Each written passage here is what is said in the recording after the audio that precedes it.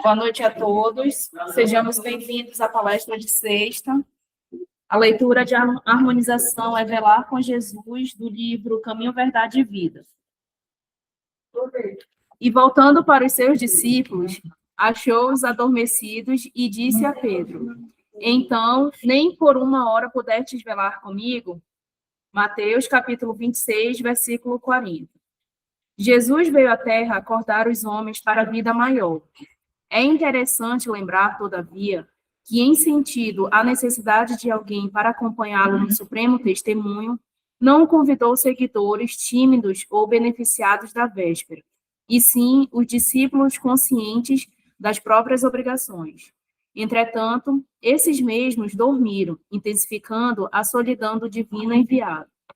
É indispensável rememoremos o texto evangélico para considerar que o Mestre continua em esforço incessante e prossegue convocando cooperadores devotados à colaboração necessária.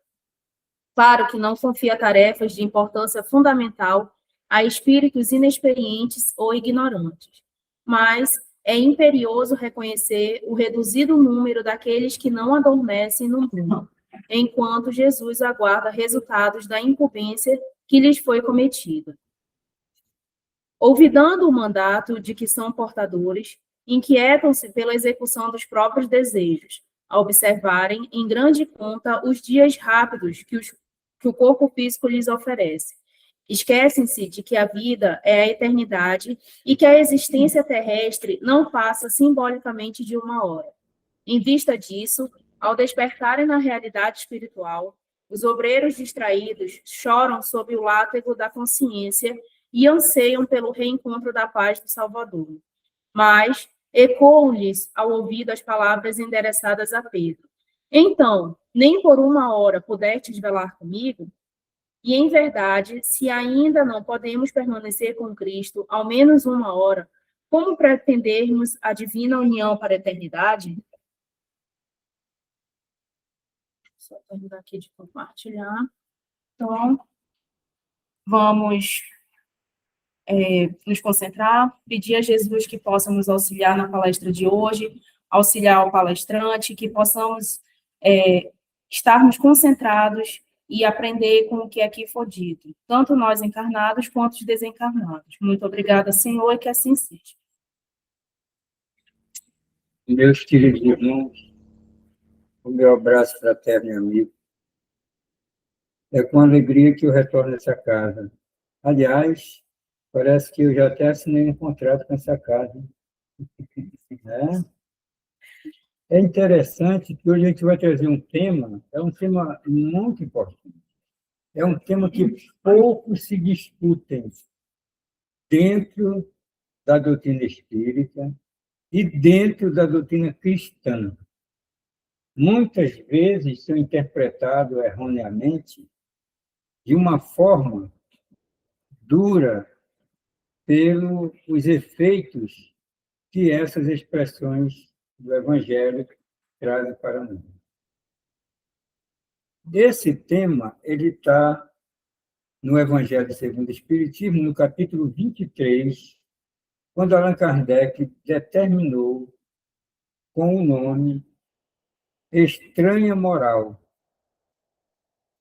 E a gente vai analisar esse capítulo pelo fato de Jesus ter pronunciado algumas expressões duras ao ponto de vista, mas que, na realidade, o significado seria outro totalmente diferente. O capítulo 23, ele traz uma estranha moral, e o nosso comentário hoje vai ser do item 8 do Evangelho segundo o Espiritismo ao item 19. Então, ele vem trazendo essa estranha moral. Por dizer de Jesus, à primeira vista, ele mexeu com muitas pessoas naquela época, e, aliás, mexe ainda conosco nessa época atual, pelo fato de nós não entendermos realmente o significado do que ele queria dizer. Quais são essas expressões de estranha moral? Allan Kardec, ao analisar o Evangelho, de Jesus, eu acredito o seguinte: ele teve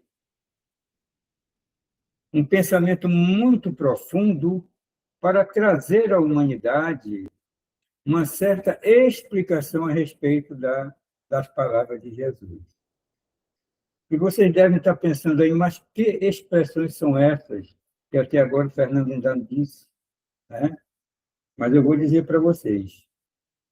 Nesse item 9, no item 9, ele vem dizer o seguinte: eu não vim trazer a paz, mas eu vim trazer a espada, a divisão. Em outras expressões, ele disse o seguinte: deixai que os mortos enterrem seus mortos. E em outras, ele disse que vinha trazer a divisão.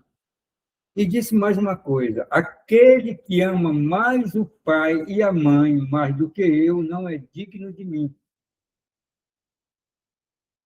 Então é necessário que deixe o pai e a mãe para me seguir, porque aquele que não me segue não pode ser o meu discípulo.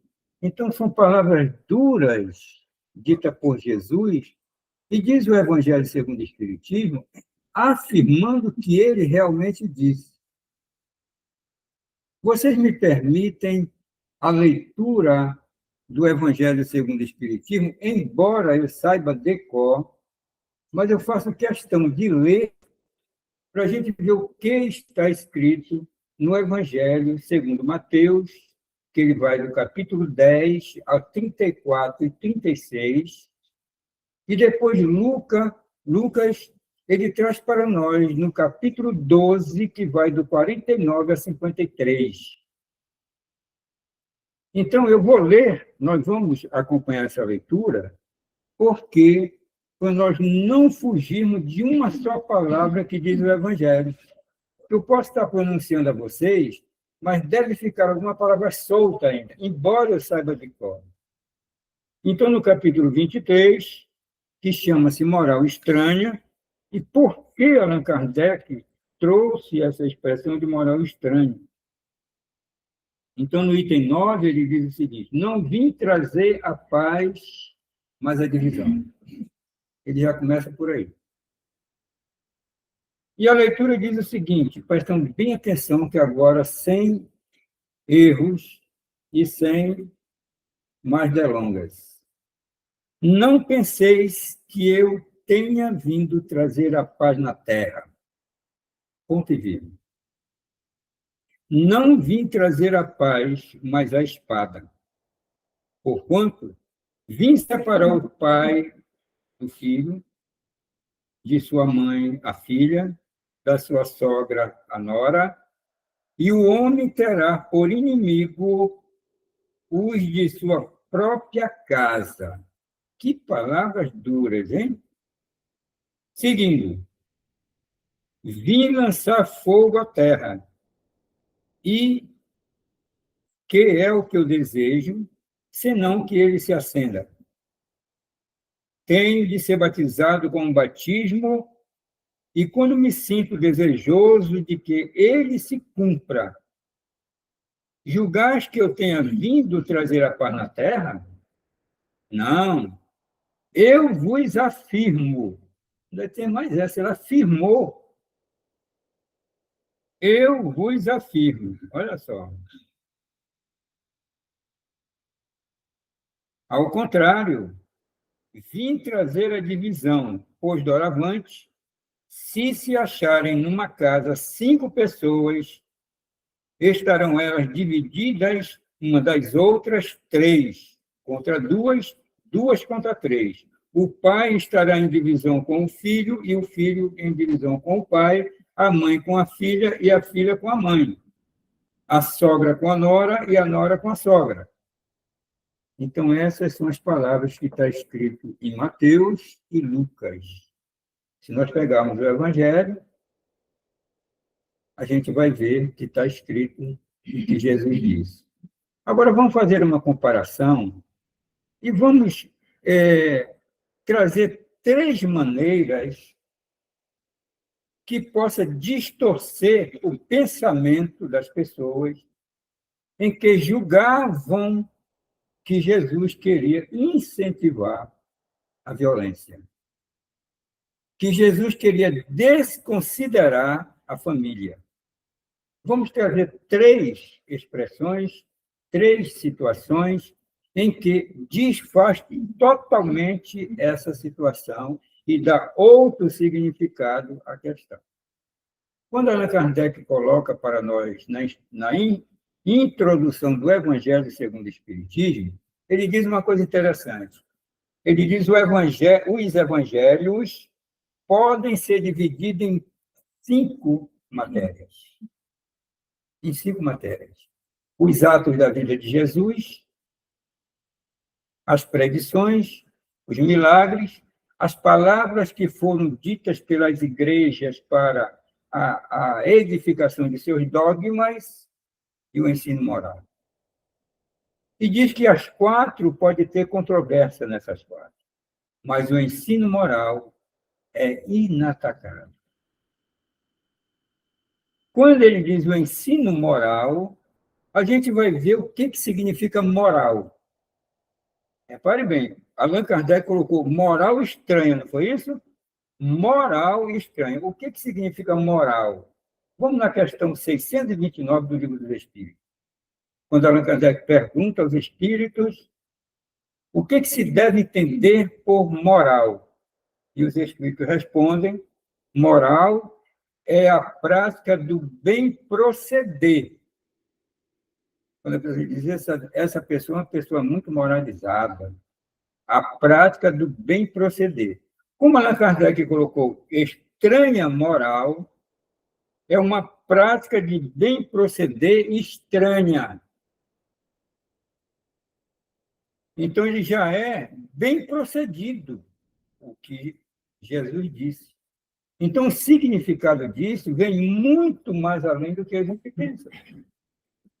Quando ele diz, eu não vim trazer a paz, mas eu vim trazer a divisão, como que Jesus poderia dizer isso se há outras situações que ele mesmo é a paz? Vamos botar 3 condições aqui. 3. Começar lá no Antigo Testamento, no livro de Isaías, no capítulo 9, versículo 6 de Isaías, ele vem dizer para nós, vem anunciando o nascimento de Jesus, naquela época, e dá para ele títulos de o Consolador, ele dá para Jesus o título de Deus Poderoso e dá para ele o título de o verdadeiro Senhor da paz.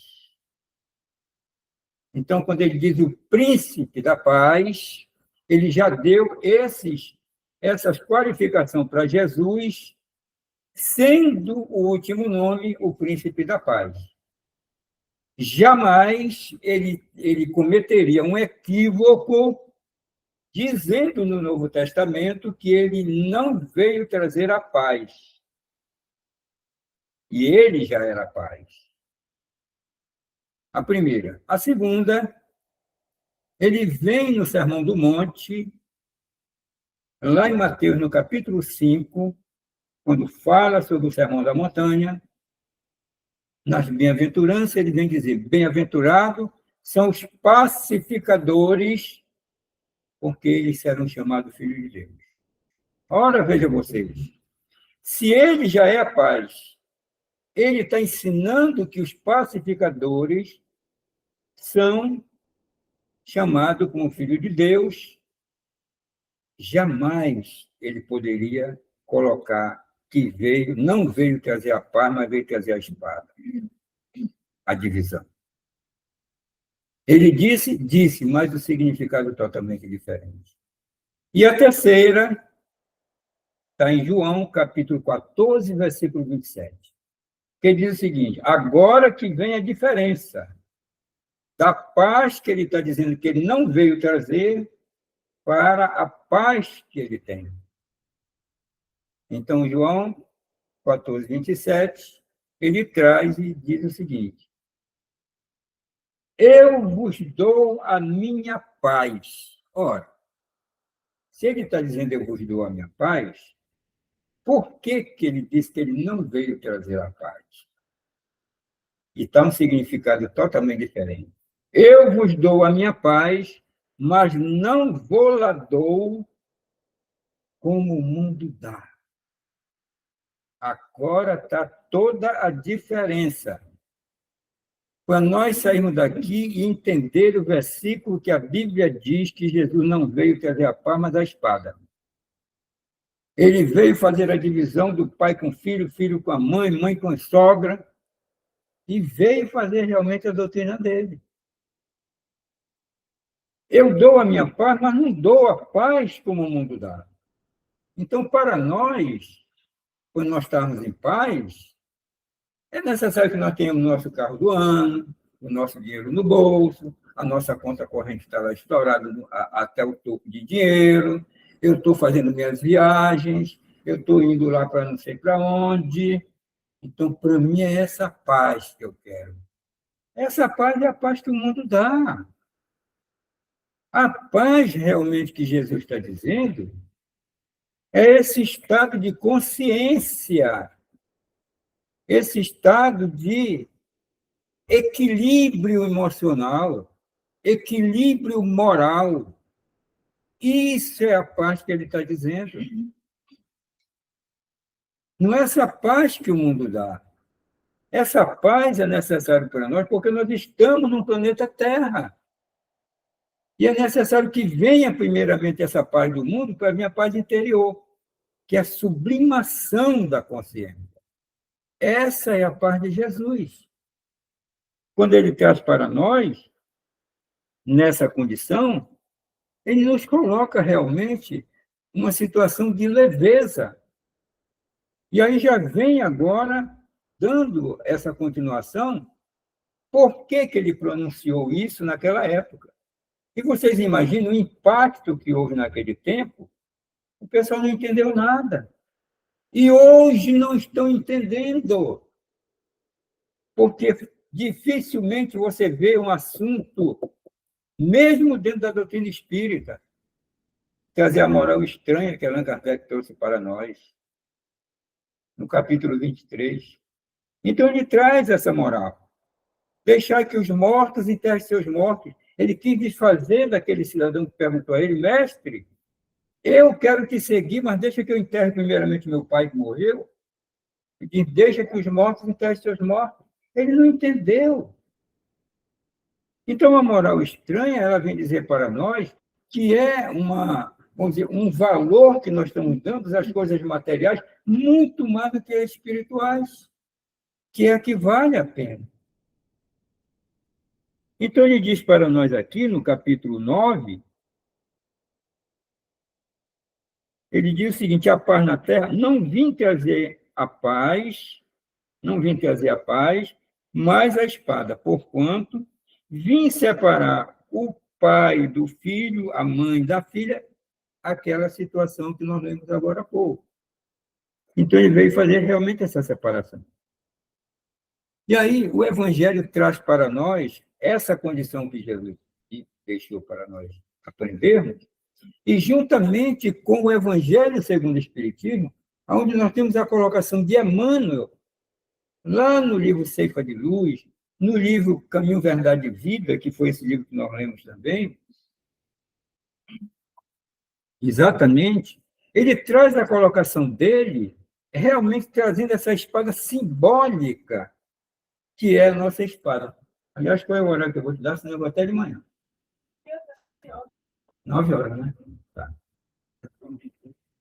Então, ele traz para nós essa espada simbólica, dizendo que, na realidade, hoje nós estamos vivendo essa separação que Jesus disse há 2000 anos atrás. As religiões se encontrando e brigando dentro da própria casa. Agora, ultimamente, nós vimos até um filho matou o pai, ou o pai matou o filho, não me recordo, porque essas notícias, quando vêm para mim, passa pelo ouvido e sai pelo outro, eu simplesmente vejo de uma maneira para tirar lição, porque tudo está certo na natureza, não tem nada errado. A nossa visão de ver as coisas é que estão distorcidas. Porque dentro daquela situação de pai e filho, e mãe com filha, e sogra com genro, e genro com nora, esse negócio todo, é exatamente aí onde estão os maiores desafetos, é dentro da nossa própria família. E ele previu tudo isso.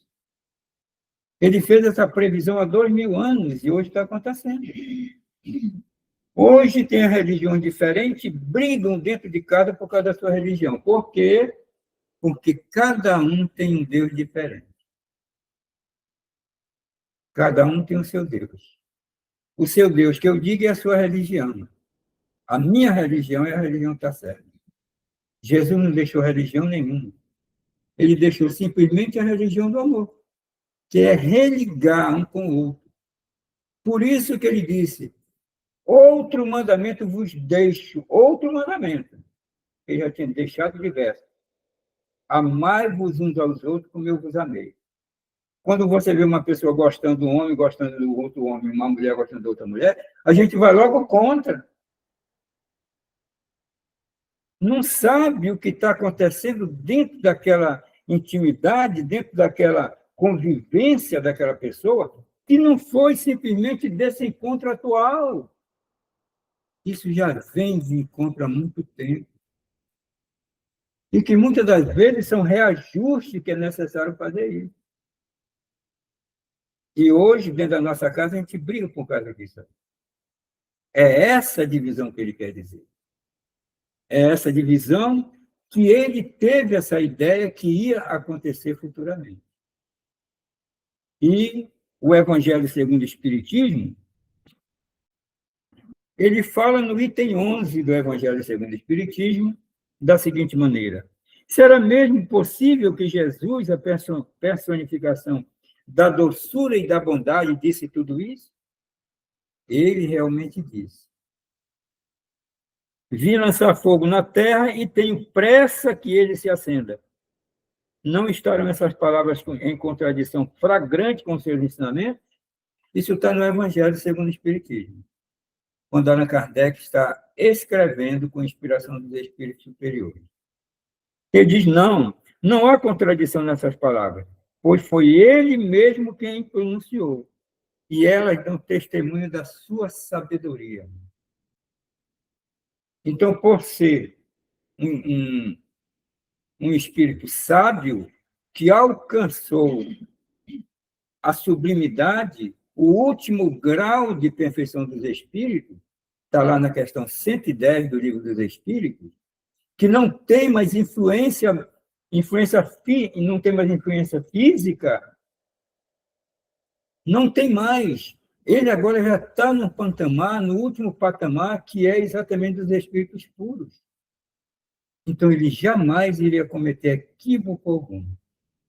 As nossas interpretações que estão ainda muito atrasadas para compreender certas posições que Jesus deixou.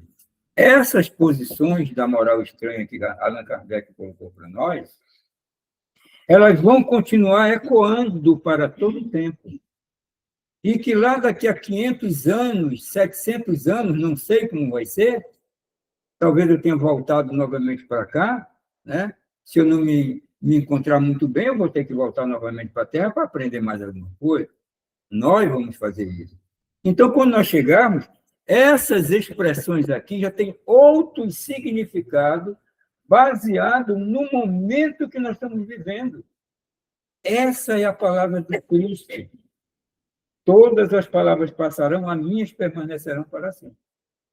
Foi o que ele disse.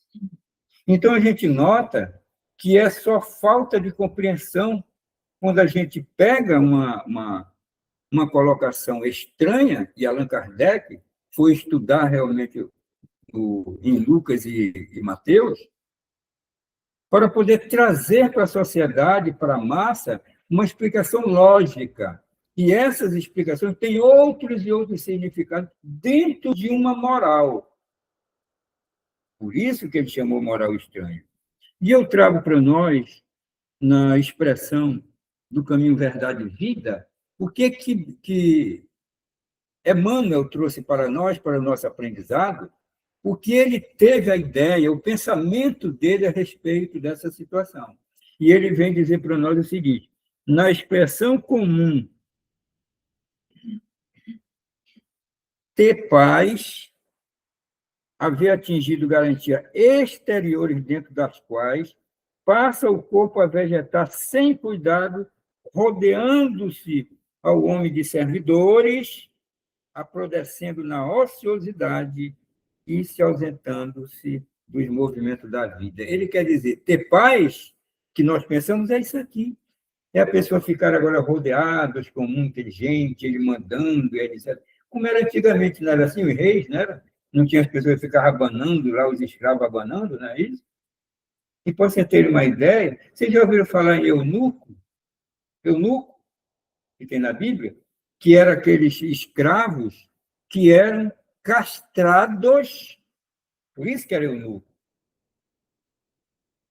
E eles achavam que o desejo dele pelas suas mulheres iria gerar neles um certo ciúmes, com a eminência até de matá-los e cegá-los. Gente, que maldade. E as pessoas hoje dizem assim, bom era naquele nosso tempo. Eu digo, o quê, rapaz? Bom é agora. Vai para o tempo passado, para você ver como é que era. Bom é agora. Não está aí a inteligência artificial respondendo tudo? Só que nós temos que filtrar. Né? Então, ele diz para nós ainda, Jesus não poderia endossar essa tranquilidade que as pessoas têm. Ele não poderia ser a favor dessas pessoas preguiçosas que estão ali vegetando, vamos dizer assim, estão satisfazendo o seu eu através do egoísmo e do seu orgulho e prejudicando muitas das vezes uma massa. E ele diz mais, não vim trazer a lição agora do Ceifa de Luz, ainda de Emmanuel. Não vim trazer a paz, mas a espada, disse o Senhor. E muitos aprendizes, diz Emmanuel, hein? Muitos aprendizes prevalecem-se da feição literal das suas palavras para estender a sombra da perturbação no próprio lar. Muitas das vezes, as pessoas pegam essas palavras que Jesus disse e armam de uma tal maneira para poder se defender de um mal que está fazendo. Ah, mas ele disse lá que ele trouxe a espada. Então, eu vou ser a espada para poder corrigir as pessoas. Veja você, um espírito nessa condição de espírito puro jamais iria se vingar ou ter raiva de alguém. Vocês concordam comigo? Na evolução? A proporção que nós vamos evoluindo, a gente vai esquecendo certas coisinhas que atrapalham a gente. Muitas das vezes a minha esposa diz certas coisas, eu digo, Cleide, eu não vou me preocupar com isso são picuinhas. Eu tenho que me preocupar com coisas maiores. Isso aí não. Isso aí já passou. Eu digo, isso é que tu deveria ver. Eu digo, não, isso aí já passou, eu entendi isso aí. Então, certas coisas pequenas que a gente tem que relevar. Então, o espírito do naipe de Jesus, ele jamais iria bater no vendilhão dos templos. Gente, certa vez, eu vou abrir um parênteses aqui, eu estou na casa da minha irmã, que eu quase diariamente eu vou lá tomar meu cafezinho, também sou filho de Deus, vou dar um prejuízo para ela, né? O café está tão caro, mas eu vou lá e vou tomar o café.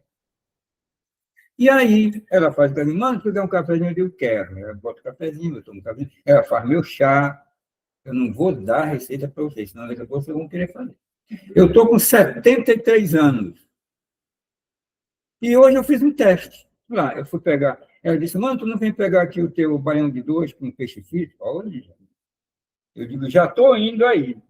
E peguei o baião de 2. Como está chovendo, eu peguei e dei uma carreira de uns 50 metros, subindo uma certa ladeirinha.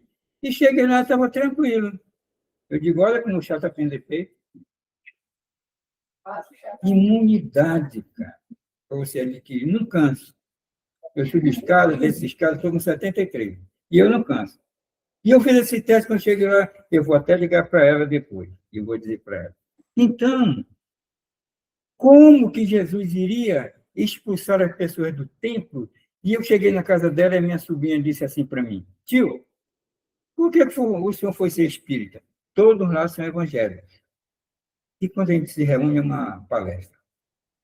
Por que o senhor foi ser evangélico? Eu pensei, até para você dar uma resposta, tem que pensar bem. Porque tudo que você adquire é débito, viu, gente? Eu não sei se eu já falei aqui para você. Isso está no livro Laços de Afeto, psicografado por Francisco do Espírito, não, por Vanderlei de Oliveira e ditado pelo Espírito de Hermance do Fogo. Está lá, em Laços de Afeto. Então, tudo que recebemos é débito para nós. É débito. Você recebe um filho, é um débito. Ah, é uma bênção. É um débito que tu está recebendo. Porque esse filho, que já é um débito, você vai ter que educá-lo, fazer um homem de bem e jogar na sociedade. Quando você faz isso e ele tem um sucesso, você recebe o crédito. Agora, se você não fez, o débito aumenta. Porque além de ter o débito do filho, já tem o débito que você não fez. Então, para dizer uma palavra, é um débito. Pense nisso. Antes de pronunciar, porque depois que você larga, não volta mais. E eu pensei, o que eu vou responder para ela, né? Aí eu disse assim, consciência, minha filha. Aí eu enrolei toda ela. Consciência? Sim, consciência. Ela disse, sim, tio, mas desenrole. Eu já vi que ela não entendeu, né? Aí eu disse assim, você acredita em Deus, minha filha? Mas é claro, tio, que eu acredito em Deus. Por que você não acredita, não? Você é espírita? Eu acredito. Eu acredito num Deus que criou os homens, mas não um Deus que os homens criaram. Todos querem criar um Deus só para você. E aí eu fui dando uns exemplos para ela, a pessoa que nasce com defeito físico, Deus é bom, é justo. Por que nasceu, minha filha? Ninguém me responde. Religião nenhuma me responde, a não ser a doutrina espírita, através da reencarnação. É a única maneira de responder as coisas através da reencarnação. Senão, não faz sentido tudo isso. Tudo que nós dizemos a respeito da doutrina espírita não faz sentido se não usar a lei da reencarnação para provar a justiça divina. Então, a gente tem que ter muito cuidado com aquilo que a gente vai dizer. E ela disse, é por isso que Jesus... Aí que veio a situação. É por isso que Jesus, naquele tempo, pegou, expulsou e vem de longe de lá, bateu nele com o rei. Não diga isso, minha filha. Nem pronuncie isso onde você estiver. Não, mas está lá em Mateus. Porque são por dentro realmente da Escritura. Está em Mateus, eu digo, mas não diga isso. Você já acredita? Você faria isso? Ah, eu não sei, tipo, pois é. Imagina Jesus, um espírito puro, ia fazer isso? São códigos que estão dentro das Escrituras, que nós ainda não deciframos. Esses códigos. Esses códigos que ele veio com a espada para fazer a divisão. A espada é a defesa. A espada é o evangelho. Essa é a nossa defesa. Quando nós nos defendemos de quê? Dos nossos adversários. E quem são nossos adversários? O vizinho que brigou comigo? O outro que brigou comigo dentro do ônibus? Ou que me enganou? Ou o ladrão que roubou o meu carro, roubou o meu dinheiro, ou roubou a minha conta corrente? É esse que é meu inimigo? A espada, que é o evangelho, vai agora lutar contra o inimigo meu que está dentro de mim. Isso é que são os nossos maiores inimigos. É o orgulho, a vaidade, o egoísmo, a insensatez, a discriminação. Isso que são os nossos inimigos internos. Diz Gustavo Jung, Carl Gustavo Jung. Ele, inclusive, participou daquele livro Os Prazeres da Alma, de Francisco do Espírito Santo Neto, e psicografado por ele e na inspiração de Hamed. A participação de Gustavo Jung, ele diz o seguinte: quando ele vai analisar os nós, perdoai os inimigos, que Jesus disse, não são esses inimigos que eu acabei de citar, são os inimigos interiores. São os nossos defeitos morais. Esses que são nossos verdadeiros inimigos.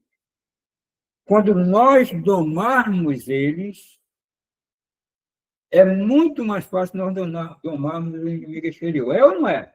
Porque eu já estou curado. Então, eu não vou me importar se o camarada faz o mal para mim. Eu não vou mais me importar. Eu não vou me importar se o camarada está dizendo uma coisa que eu não sou. Ele que diga. Eu não sou, eu tenho consciência que não sou. Então, ter consciência, ter essa paz, essa sublimidade da consciência em si, é estar feliz. Essa é a paz interior. Quando nós começamos a domar as nossas más inclinações. É tipo aquele sábio que o mundo estava se acabando e todo mundo estava correndo, pegando seus pertences, e outro com geladeira no ombro, e cadeiras e tudo mais, e cama estava levando, e ele estava tranquilo aqui. E chegou uma senhora e disse assim: você está tão tranquilo? Você está vendo que o mundo vai se acabar, ou você não vai levar suas coisas? Ele disse: não preciso. As minhas coisas estão comigo. Gente, essas coisas efêmeras vão ficar tudo. Eu não tenho pai, não tenho mãe, não tenho irmão, não tenho parente nenhum. São meus irmãos em si, em tudo. Por isso, não é que Jesus desprezou a família quando ele disse: quem é meu pai? Quem é minha mãe? Quando foram lá com ele: mestre, a tua mãe e teus irmãos estão aí fora e querem falar contigo. Ele olhou para ele e disse: quem é meu pai, quem é minha mãe? Vós sois meu pai e minha mãe. Todo aquele que faz a vontade do Pai que está no céu. O que é fazer a vontade do Pai que está no céu? Cumprir os seus mandamentos. É na questão 614 do Livro dos Espíritos, quando Allan Kardec pergunta sobre a lei natural. O que se pode entender por lei natural? E os Espíritos respondem: a lei natural é a lei de Deus. É a única que traz a felicidade do homem. É a que diz o que deve fazer e o que não deve fazer. E o homem só é infeliz quando dela se afasta. No momento que eu me afasto dessa lei, eu estou devendo esta lei. Eu roubei uma situação ali, do cidadão. Aí me pegaram.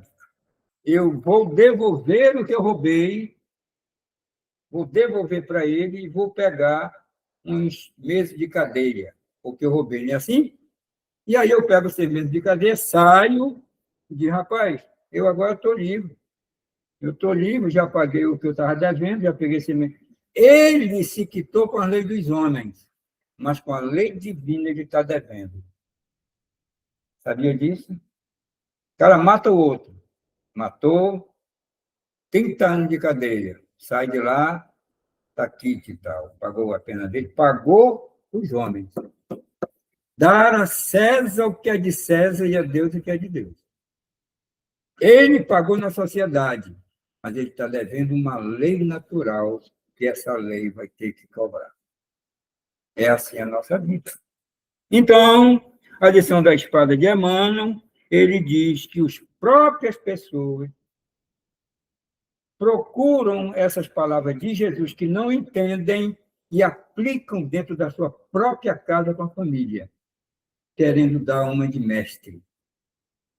E a gente vê a diferença quando ele diz: eu não dou a minha paz, eu vos dou, mas não dou como o mundo dá.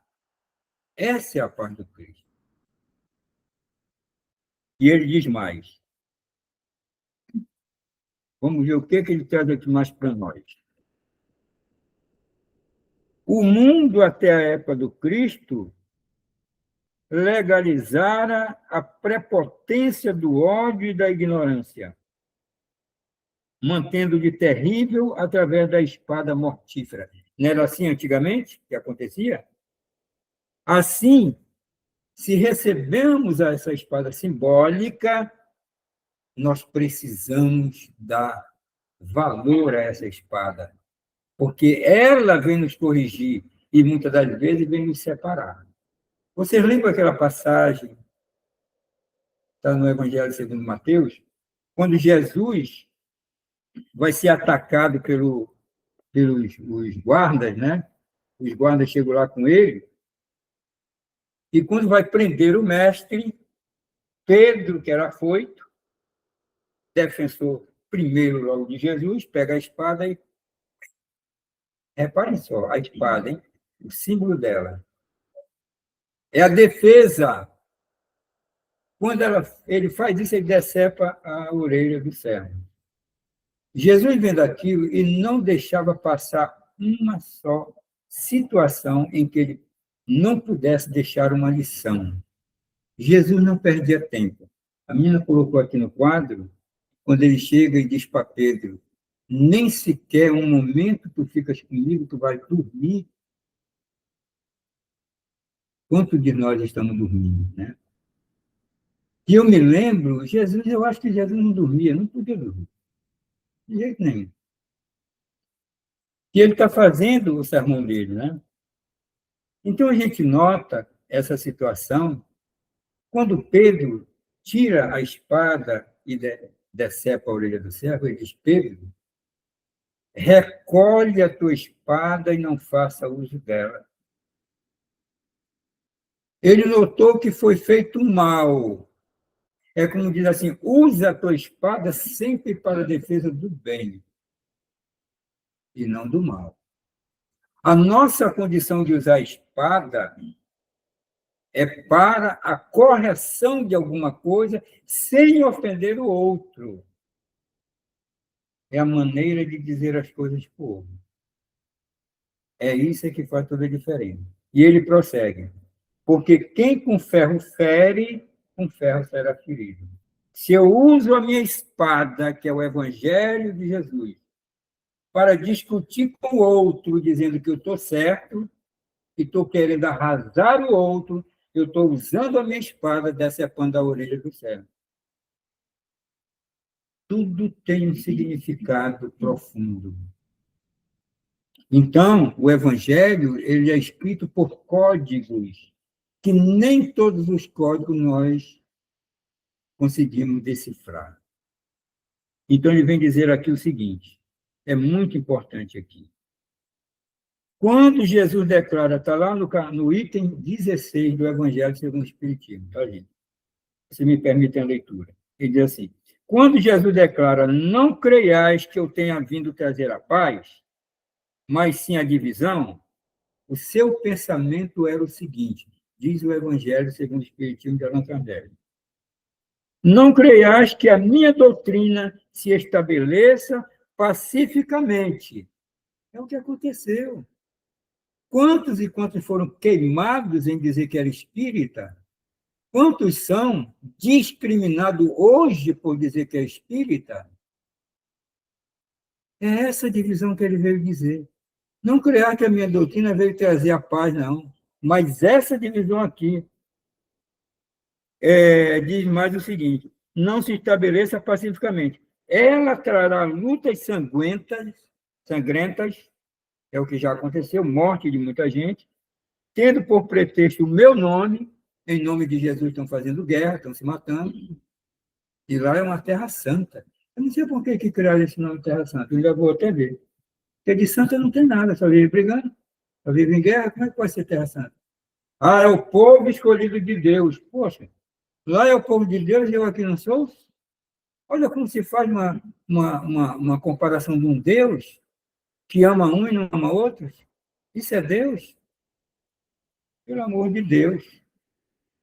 Porque os homens não terão compreendido ou não terão querido compreender. os irmãos separados pelas suas respectivas crenças, é o que a gente está vendo hoje, dentro da nossa própria casa, usarão a espada contra o outro, e a divisão reinará no seio da mesma família, cujos membros não partilhem da mesma crença. É ou não é? Quando não partilham da mesma crença, eles se tornam inimigos. Eu mesmo tive um colega meu que o filho dele casou, e casou noutra igreja, e era da igreja dele, e ficaram com raiva. Quase expulsam o filho de casa. Por quê? Porque casou na outra igreja e não foi para a igreja dele. Mas o que é isso? É ignorância. É assim mesmo que acontece. Eu não disse agora que tudo está certo. Conhecereis a verdade vos libertará. João 8:32. Conhecereis a verdade vos libertará. Se eu ainda não conhecer a verdade, vai ficar comigo a ignorância. Eu tenho que respeitar o outro como ele é. Eu não posso, de maneira nenhuma, botar vamos dizer, as minhas situações, que é correta, e eu brigar com aquele meu irmão dentro da minha própria casa, se eu não respeito o limite dele. Ele está naquele limite. Ele dá o que tem. Nós só damos o que temos. Quantas coisas falta a gente aprender? É como diz Sócrates, né? Que nada sei. Eu só sei que nada sei. Isso é que é humildade. Mas não. As pessoas sobem num púlpito e acham que é o rei, acham que é o Deus. Enquanto ele, o próprio Cristo, diz o seguinte: busca primeiramente o reino de Deus e todas as outras coisas serão acrescentadas. O que está acontecendo com a nossa sociedade? Estão buscando primeiramente as coisas materiais e Deus vai para lá. Não importa. Importante é você ficar bem. Bem, em aspas, né? Porque não fica bem. As coisas vão se passar, como disse Jesus. As coisas velhas se passaram, eis que tudo se fez novo. A partir do momento que nós aprendemos certas outras coisas, nós vamos deixar a ignorância para trás e vamos começar a compreender realmente o Evangelho, o que Jesus quis dizer. Então, está aí para nós o verdadeiro sentido da espada simbólica, interpretado por Emmanuel, interpretado em 2 livros, Ceifa de Luz e Caminho, Verdade e Vida. Aí está interpretado dentro do Evangelho de Jesus e outros livros que vêm interpretar exatamente isso. Para mim, foi um desafio muito grande eu ir atrás de outros livros para saber o significado de tudo isso. E a gente vai ver que há um amplo assunto sobre isso aqui, sobre a espada. Eu vim trazer foi o fogo, e eu quero que esse fogo comece logo. E está começando. Ele está começando, por quê? Porque o meu irmão só entende realmente da condição dele. É como diz o meu irmão sanguíneo, que é evangélico, ele diz, eu vou crer o que está escrito aqui na Bíblia. A Bíblia está dizendo isso, mano. O resto é o resto. Eu digo, pois é, você pensa ainda dessa maneira. Eu não penso como você sabe disso. Eu penso na realidade, penso na atualidade, penso na ciência e penso na religião. Dizia Einstein uma coisa interessante, que Einstein diz. A religião sem a ciência sem a religião é capenga, mas a religião sem a ciência é cega. É cega. Tanto é que nós acreditamos através de uma fé cega, porque o outro está dizendo. Mas a fé raciocinada é essa. Ela bate frente a frente com a razão em toda a época da humanidade. Essa é a fé raciocinada. Você vai me dizer uma coisa, eu vou dizer, espera aí, eu posso até não concordar contigo, mas eu vou analisar. Isso é a fé raciocinada. É diferente da fé cega, como muito tem.